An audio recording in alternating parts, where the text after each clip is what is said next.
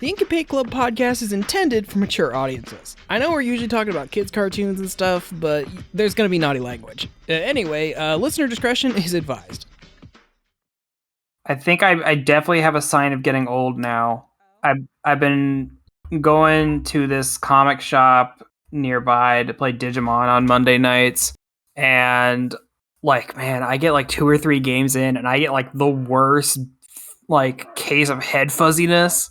Like, I just like feel mentally worn out, and I'm like, I used to be able to play the card games for like hours when I was in high school, but now I'm an old man, and I'm like, I need a nap. Yeah, we're getting old, Yusuke.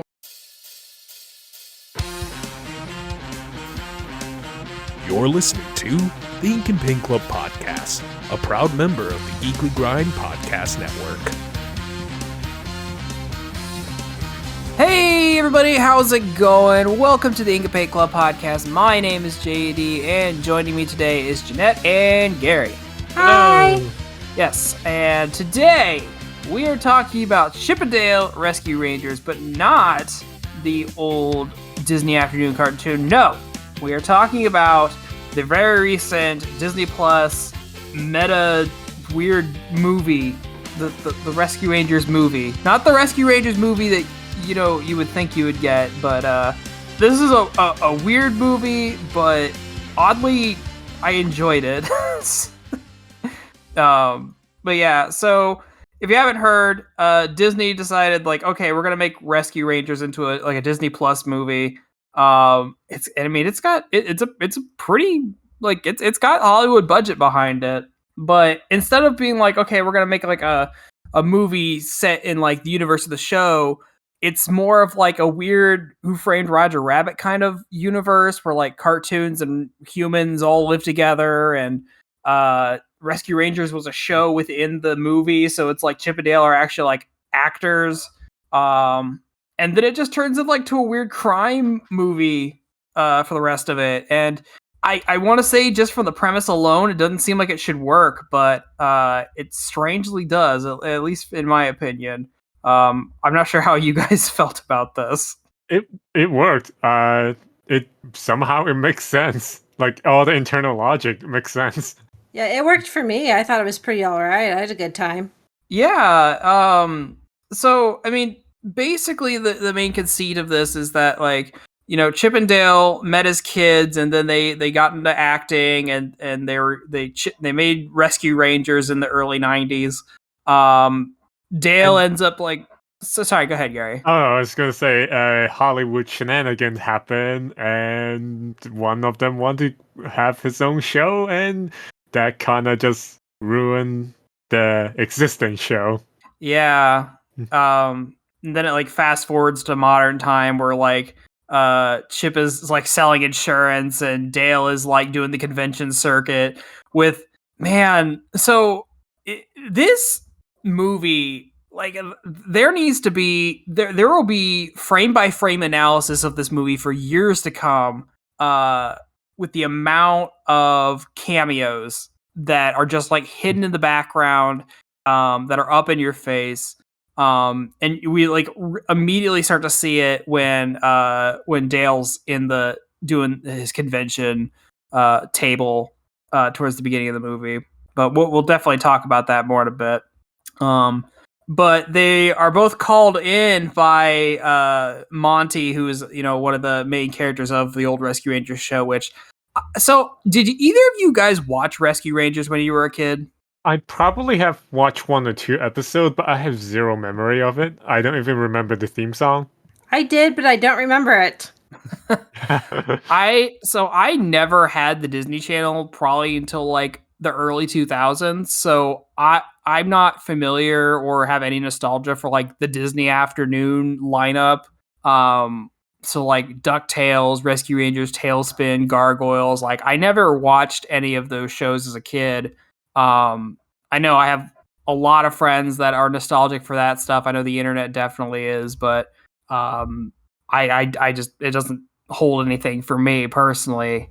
But yeah, so the Monty like calls them both in after like not seeing him for years, and basically like very basically said he owes money to the mob, basically, because he has an addiction to cheese, which I think was a thing in the show. Very stinky cheese. Stinky cheese, because he's a mouse, right?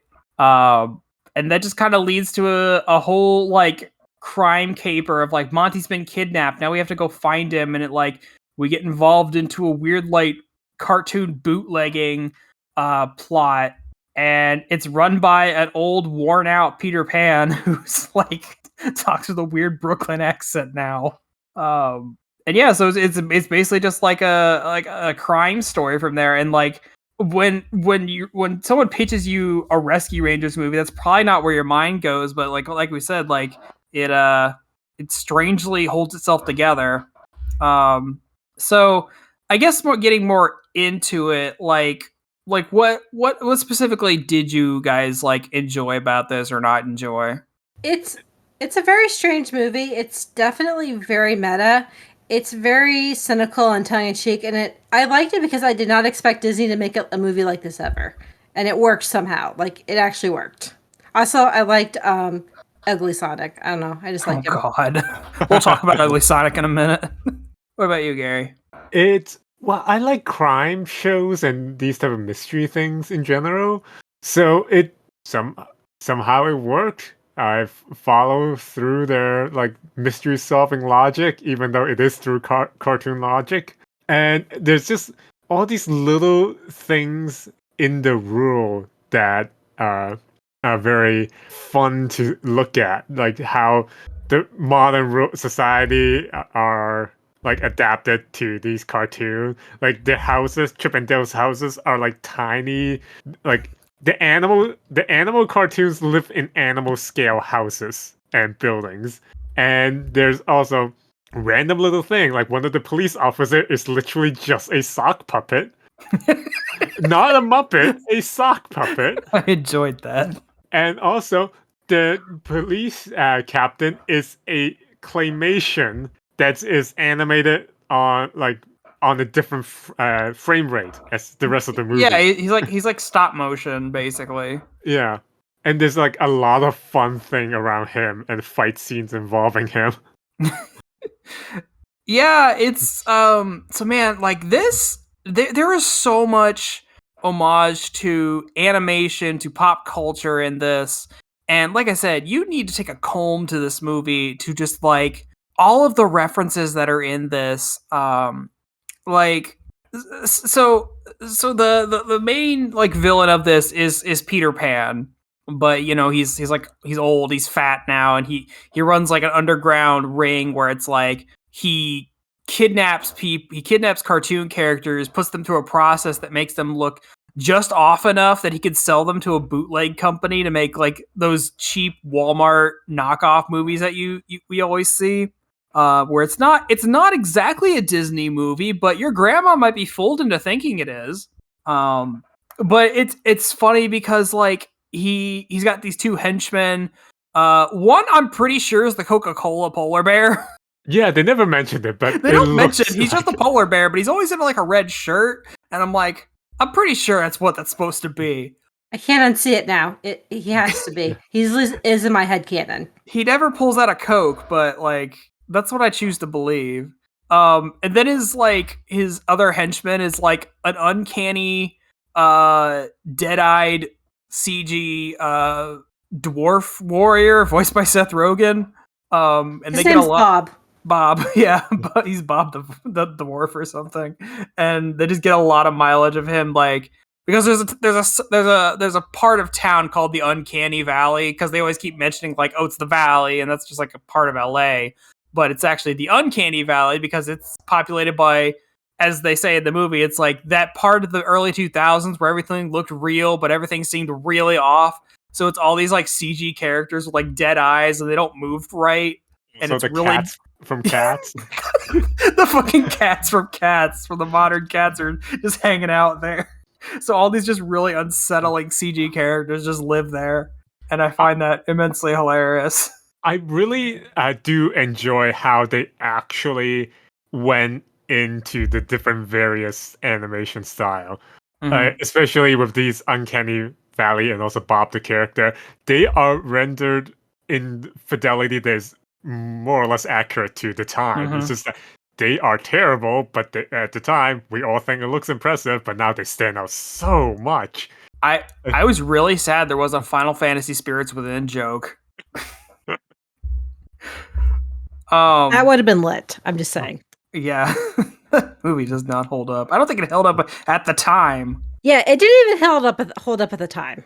It has not gotten And to better. think now even PlayStation 4 can make something look better in real time. Yeah. I have a quick question, and Yeah. sorry if I'm jumping the gun on that. Was there a Sora or a couple Kingdom Hearts cameos? Because I thought there was, but I wasn't sure if I was losing my mind. Okay, yes. In this, and again, this is one of those things where it's like blink and you miss it kind of things. When they're in the bootlegging factory, there's like that whole wall of like bits and pieces. There is the Keyblade, and then they do show Sora's hair. I don't know if Sora himself is in there, but at least those two I caught.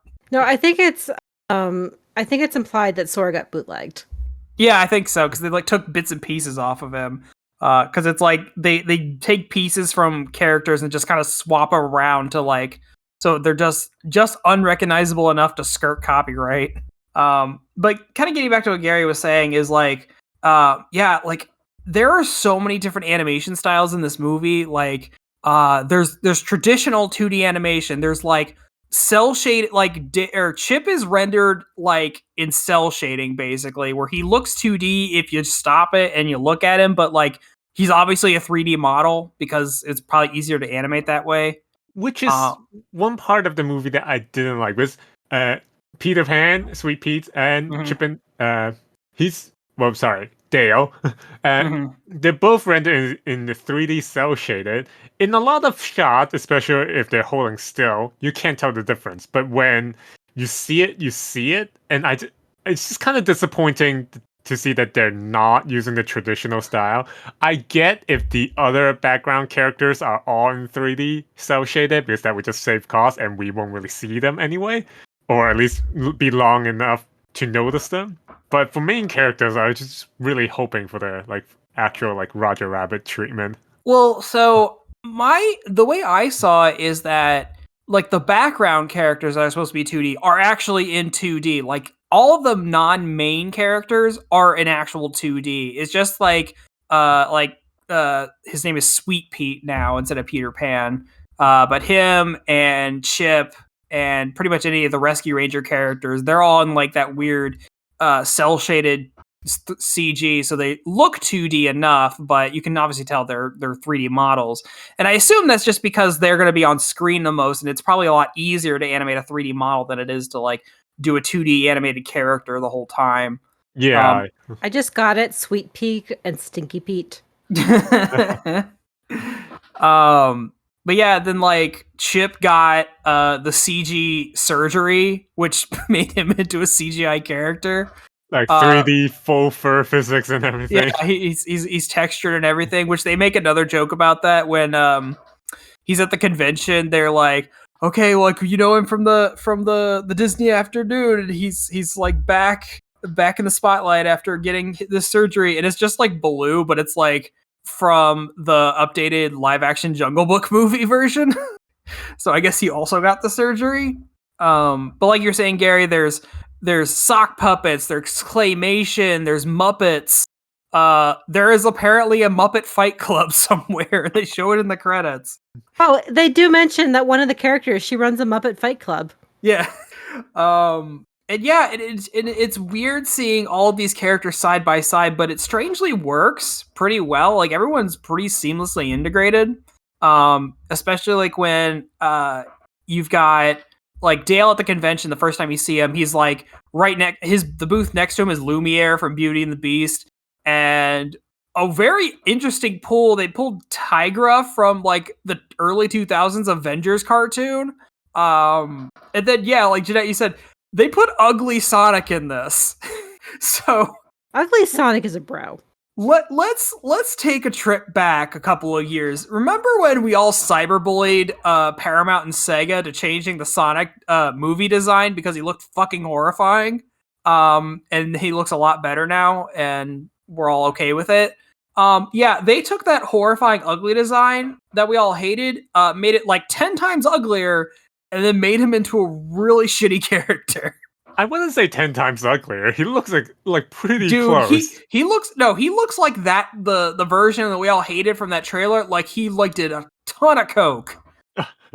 Well, I think that's the point. I probably would too after being like recast after shooting an entire movie. And the fact that he's like wearing a fucking fringe jacket the entire time is just like, ugh. And And that the slow motion close God. up of his human teeth. Oh god, yeah. They even make a joke. He's like, "You're Sonic. Don't is your whole thing to go fast?" It's like, nah, man, that's Sonic's thing. The ugliest Sonic's thing is to go slow, and they just put him in slow motion with his mouth, and no one can look away from his teeth. This movie actually, if I love the Sonic, ugly Sonic is in it. I also love how they managed to get a lot of various different property that doesn't belong to Disney in it, because it actually makes the world very like alive instead of feeling like a complete shell for Disney. Yeah, dude, I do not understand. I mean, it's Disney. They have a lot of fuck you money.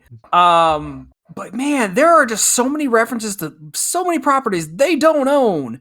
Like, they make a lot of very blatant references to Nickelodeon a lot, more specifically Nick Jr., but they like talk about like they raided Nickelodeon Jr. once and like how they got fucked up by Paw Patrol. I think the best way to put this is if you thought Wreck-It Ralph had a lot of references, this makes Wreck-It Ralph look like Child's Play. Like, yeah. Because they're not owned by Disney. Actually, I read a interview with one of the director or writer for the movie where they actually try to think of random properties that they could put into the movies, but it turns out they're owned by Disney because Disney bought a lot of different companies, and they have to rethink it because they don't want to just put Disney like characters in there. And like, good on them. Like, I kind of got a laugh where Chip goes home for the first time and he opens his freezer and there's a Looney Tunes Frozen TV dinner in there. Or the fact that like at the convention, like He-Man and Skeletor are doing a signing, or like the fucking My Little Ponies are just running through the convention for no reason. And all those random like movies, like E.T. versus Batman. E.T. versus Batman, and then they show you what E.T. versus Batman looks like. Mr. Doubtfire. Mr. Doubtfire. That one made me laugh. But yeah, there's just like so many crossover properties here, and like you said, yeah, it makes this world feel more real because it's not just Disney. It definitely feels like, you know, all these characters can coexist, and because it's like about LA and like the Hollywood system, so of course there'd be multiple studios with multiple actors. I was talking to someone at work today, and they brought up a good question, or maybe I was talking to Kyle. I think it was Kyle. So there are characters who have had reboots, but they still appear in different forms. So does that mean there's multiple versions of certain characters, and then other certain characters got surgeries to update their look? Oh yeah, I was thinking about that too. Like we see in one scene Scrooge McDuck like swimming in coins, but it's like, hey, there's a Scrooge McDuck in the reboot series. Like, is that a different air quote actor playing Scrooge McDuck? Well, Kyle brought that up because we see 80s Scrooge McDuck in his like doing his like bathing in coins at a like a rich person's sauna. But then I think he said during the credits where they're showing the Muppet fights, there's dollar bills being thrown around, and on the dollar bills is the reboot Scrooge McDuck. But the other one was like, okay, well, specifically like He-Man and Skeletor. There's been updated versions of He-Man since the 80s, but those versions show up in the movie. So it's like, are there different He-Mans in the universe? And even down to the main characters. Okay, they show that this Chip and Dale like met as kids in the 80s, and then they grew up to make Rescue Rangers. But Disney was making Chip and Dale cartoons since like the 40s. So are there different Chip and Dale? That's a good question. On the related... Oh, go ahead, Jen. JD's out here asking the real questions we should be asking ourselves this movie. On a related question, we see a cameo from Roger Rabbit at the start of the movie. Yeah. Now, is Who Framed Roger Rabbit the movie? Is that a movie starring Roger Rabbit, or or whatever happened in that movie actually real history that Roger Rabbit went through? So, I think you could take it. You could take it either way. I think. Is he the actor who played in the movie, or was that his life event? Well, because in Roger Rabbit, they're also in they're an old timey golden age Hollywood, but he still works for a film studio. So yeah, is he Roger Rabbit the actor, or did Roger Rabbit the movie actually happen, and he's just super old? And that's another thing. They're really inconsistent with how characters age, because Peter Pan obviously grew up, became a schlubby guy, but then they showed one of the Lost Boys later on, and he's exactly the same. So I don't mind these inconsistencies. That's the thing. I don't think the movie thought that hard about it, and I don't think you're supposed to either. Yeah, I just had fun along the ride, but this question comes up, but it doesn't ruin it, unlike some random plot holes in other movies. I guess it's the cartoon logic. You can really do anything, and we won't mind. And I'm all here for it.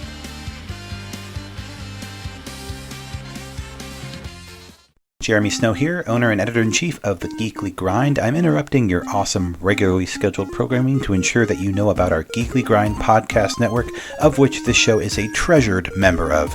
If you haven't had a chance to check out our site, you can do so at www.thegeeklygrind.com, and while you're there, check out the other members of our steadily growing podcast family, including the anime-centric Blake and Spencer Get Jumped, discovering new heroes and comic book keepers with Chris and Lance, exploring the vast universe of geekdom with Geeksploration, or of course appreciating animation's finer details with the Ink and Paint Club. Escape your weekly grind at the Geekly Grind.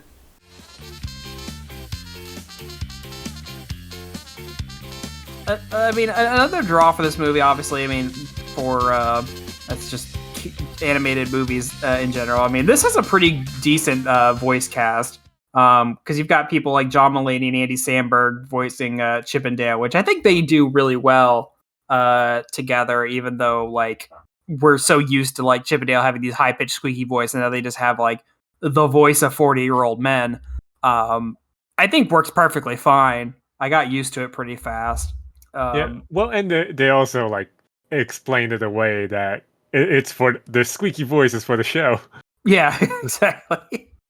I mean, and you've got Will Arnett as Sweet Pete, which he has that deep kind of voice, and kind of he does a very good cartoon voice anyway. So he's really good.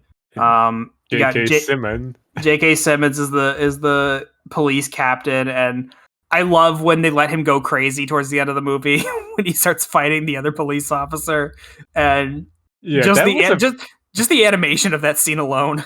Yeah, there was a very creative fight scene, because you have it feels like both fighting the Terminator and just old-fashioned cartoon at the same time, like the T-2000 or 3000, the liquid metal Terminator. Yeah. Yeah, just anything you could think of, okay, how would a claymation character fight, and they're clay, so they can just stretch and transform and all that, and it was a very creative fight. I'll give them that much.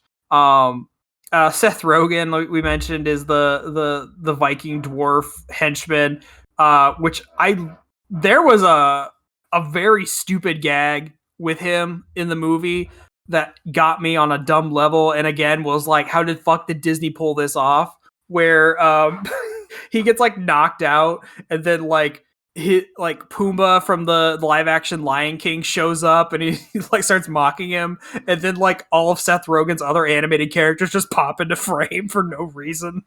It's just great. It's 5 Seth Rogens talking to each other. It's just, I feel like this movie gave no fucks, and it was better for it. Yeah. Yeah, it's definitely just it's going crazy with it. The story itself, I think, is great, but the fact that they made this world feel as real as they did, if we had cartoons just walking around, that was just a normal part of life, what would it be like? And I feel like they really integrated that even more so than I think Roger Rabbit did. Because like even when they're just driving around town, you'll see like different sized cars, like You have cars from the from the movie car from Cars. Pixar's Cars, like they just like on the road and stuff. Like that Dale doesn't get a small size car, he just he modifies a regular size car to drive it. And like these, and also things that did better than Roger Rabbit are the cartoon logic applied to the real world, like the fingerprint that the captain got by just sticking his hand on it, the claymation captain, and just And like, then he just scrapes it off of himself. I didn't really get the joke with every time the police captain shows up, like apparently he gets something stuck to his back. I didn't really understand why that was a joke. maybe I didn't either. maybe that's a behind the scene joke with how claymation is dealt with. Yeah, I don't know. Maybe just people back in the old days, just stuff keep getting stuck on the models that they're using. I'm Like just the- guessing. Well, I think the honestly that joke only worked for me the first time when he gets one of the other officers stuck to him. Oh, there's one thing that I laughed really hard is that when they hit when they at towards the end of the movie they're trying to summon the birds by hitting each other. Yeah. It's not just like cartoon bird magically appear. There are birds from a bird house who get a call in the middle of the night. Just This is like, what it's like the bird has a bird wife and she's like, just ignore it, it's fine. It's like, this is my job. And it takes them like 20 minutes to come over. you know, they have to like hit each other in the head a few more times before they arrive. I did enjoy that gag. And then like it further pushes that thing where it's like, okay, yes, they're all cartoons, but there is some kind of sense of real world logic to this where it's like, okay, yeah, those birds aren't just magically appear. No, those are actual birds with lives and they have to come do this. Yeah, I had a lot of fun with this movie, and I the second they announced this, I had zero hope in it. And even from the trailers, like, I don't know about this, but then I didn't watch it till like a day after, and all the early reviews coming out of it were just saying like, it's surprisingly good. So I'm like, okay, well, I guess I should check it out, and I was pleasantly surprised by this. I feel like I was pleasantly surprised too. Yeah, I was pleasantly surprised too. I didn't have much hope for the movie, but they didn't really do much advertising. Because in one of the trailer and also in the beginning of the movie, they were joking about when you hear the name Chippendale, what do you think of? And they have like this like picture of the Chippendales male dancers. Yeah. And that literally happened. I was talking to some other people. It's like, oh, hey, have you guys heard about this new Chippendale movie? It's like, wait, they made another movie with male dancers? They were serious. They made a Magic Mike 3. It's multiple people too, like from different friends group. They didn't know about this movie. Some of them were Disney fans. And it's like, this is like another meta thing that I can't believe that like actually happened, where a joke landed so realistically. Yeah. I think one thing about this movie is the jokes come at you. They come at you fast. They come at you frequently. Some stick better than others. It can be a little overwhelming, but when it's funny, it's goddamn funny. Oh yeah, for sure. And I think there's gonna be this movie might warrant repeat viewings, if only to catch a lot of the references. And like you said, Jeanette, like a lot of the jokes kind of come fast, so like maybe there might be a few jokes that we missed. So it's definitely worth a second watch for that. But yeah, I feel like I could recommend this to people who are on the fence and be like, is this really worth watching? And I'm like, if only for the spectacle of it, yeah, I think I could recommend this to people. Mm-hmm. I agree. Absolutely. If you're animation buff. If you're animation buff, I'd say if you were a fan of the old Chippendale cartoon, I think I could also recommend this to an old fan, because I think a lot of the meta references, I think they'd get a kick out of. I feel like I've not since like I said before, I don't remember if I've seen Chippendale the series before, but I feel like this whole theme of like solving a mystery, rescuing something, somehow like fit into the whole theme of the show itself. So technically it does work as a Chippendale cartoon thing. Yeah, it's just more like set in a more realistic world, but it's still, and it's more dipping into that like CSI kind of territory. Like they could have used any animated properties that Disney is not really doing much with. The story would be exactly the same, and they don't have to change anything. But they went with using Chippendale, and it still made it better, I guess. It made it better just because of the meta-ness of TV actors who used to be on a crime mystery show solving crimes in real life. Yeah, thematically it makes sense. You think it wouldn't, but it does. Can I talk about my favorite part of the movie?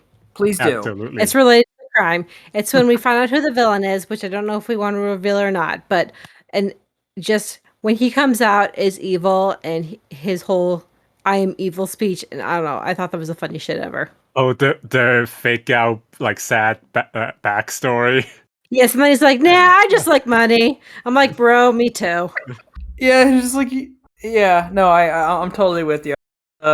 They even like joke about like, man, like even we were even like contemplating this whole like evil thing. We're like, is this too cliche? And I'm like, well, if it works, it's like, who cares? And then they come out and say, if it's broke, don't fix it. If it's broke, don't fix it.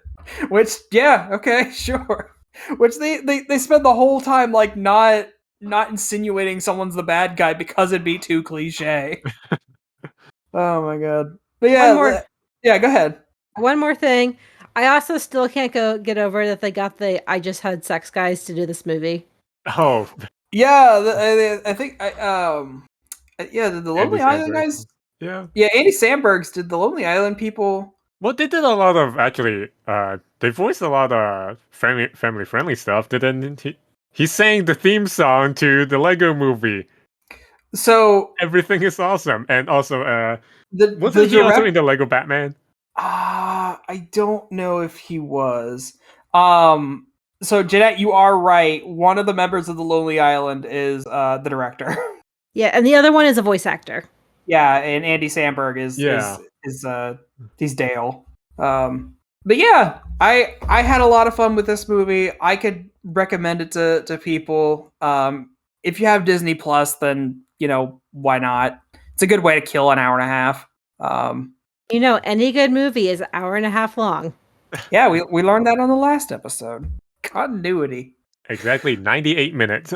Yeah, it's the not 8 exactly minutes 90, of credits. Yeah, it's, and of course with streaming things, you gotta sit through like 12 versions of the credits because it's got to go through every language variant. Oh, also, speaking of the credits, so many little things on the end credits. Like, I would love to have a Saturday morning like fighting game where all the cartoon characters fight. I kind of laughed a bit when they showed the Saturday the Disney afternoon Smash Brothers where it is drawn exactly like the Smash Ultimate cover. That made me laugh. I like Darkwing Duck because Darkwing Duck was actually a big part of my childhood. I like how he's at the end like bitching about it. It's like nobody wants a Chip and Dale reboot. Everyone wants a Darkwing reboot. And it's like he's not wrong. I wonder if how much planning was there like on Disney part for this movie to be streaming only, or was it just forced upon them, or did they really want it to be theatrical but just had to like turn to streaming? Yeah, so I don't know. And like Disney's been really weird about like what warrants streaming and what warrants theatrical release.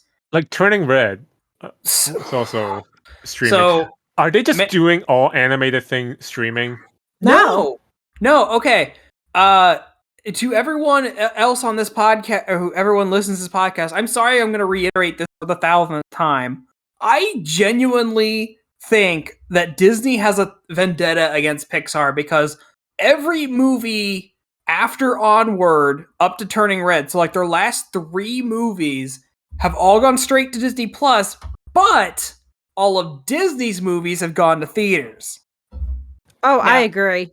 Now, I've heard arguments that actually the streaming movies do better because people don't want to go out to the theater, but I just think it is Disney's subtle way of slowly trying to like kill off and or incorporate Pixar into main Disney. Now, Lightyear is going to be in theaters, but that's an established property. So I can see why Disney would be like, okay, that one can go to theaters, but like Turning Red, Luca, Soul, none of those went to theaters. They went straight to Disney Plus. But like Raya and the Last Dragon and Encanto, like those got to go to theaters. So Oh yeah, I forgot about those. I don't know, man. I got my crackpot theories running. Well, speaking of crackpot theory, how much do you want to bet that Disney greenlit this whole movie in general just to see what sticks on the wall? Like how we were gushing about that Saturday morning like fighting game. It's like, okay, how many ideas in this movie do you think people will say like, okay, I want that to be a thing now? Yeah, or reboot certain thing.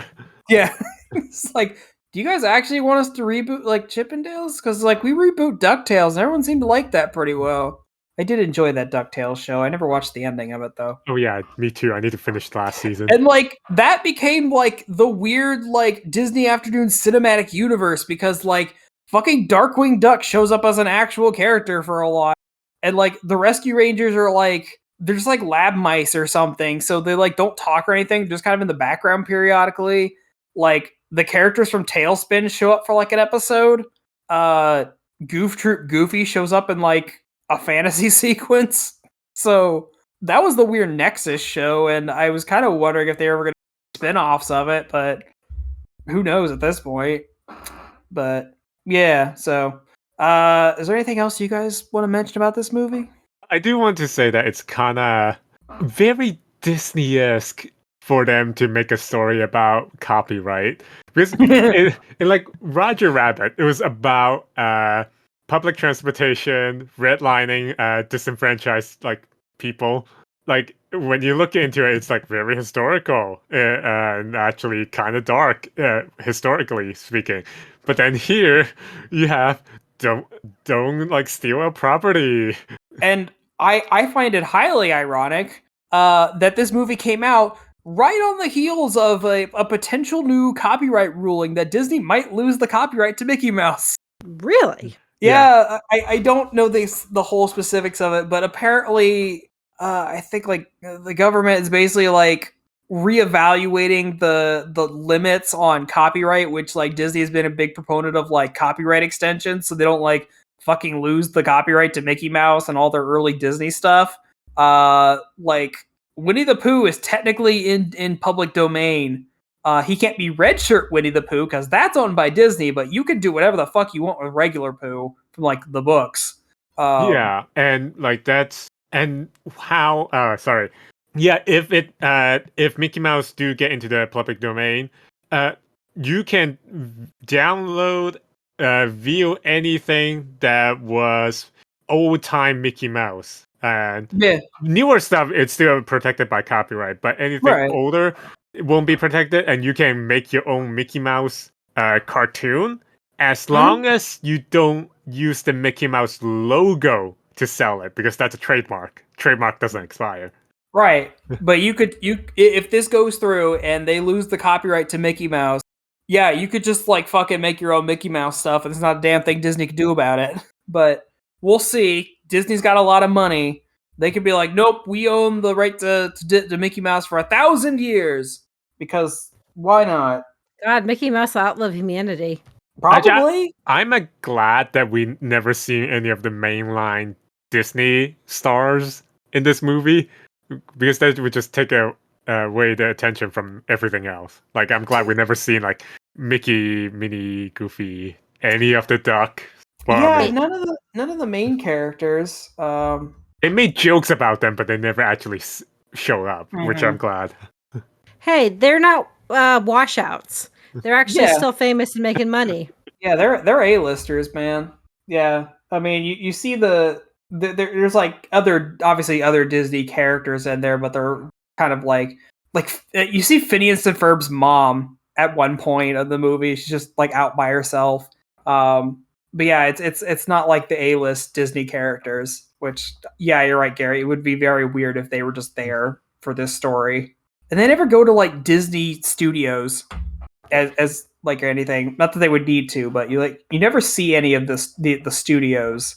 Yeah, like even in flashback scene when they were filming the Rescue Ranger show, you never see like the Disney lot or Disney logo. I like that the fucking set's in miniature.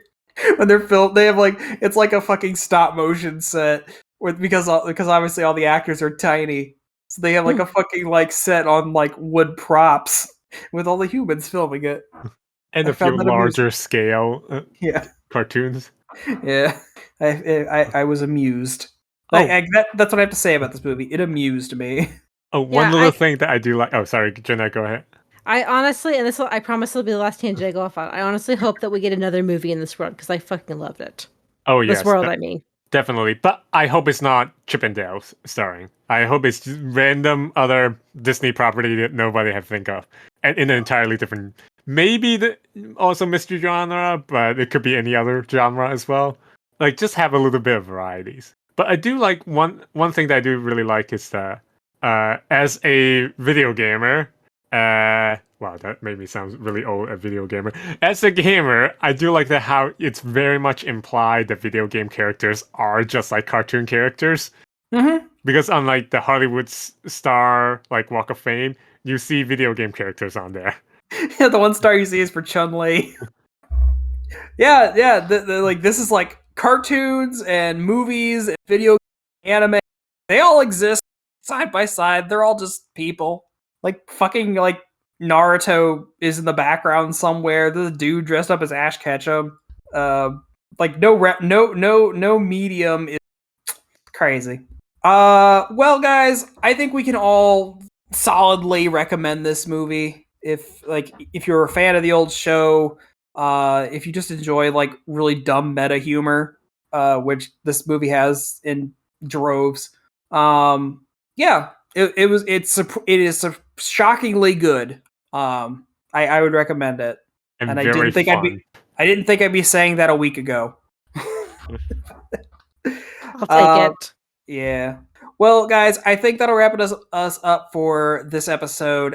Thank you all for listening. Down in the comments or on our social medias, let us know if you watched this movie and what you thought of it, and if you'd want to see an actual Chip and Dale's reboot rather than this kind of movie, or maybe, like Jeanette said, maybe more in this world. Who knows? Or just say hi to us. We're lonely. Yeah, that. Anyway. Yep, everybody, thank you for listening. Stay safe, and we'll catch y'all next time. Bye. Thanks for listening. You can find all the links to our social media pages in the episode description. Follow us on Facebook and Twitter and join our Discord. You can listen to us wherever you get your podcasts. The Ink and Paint Club is happy to be part of the Geekly Grind Podcast Network. We'll see you next time.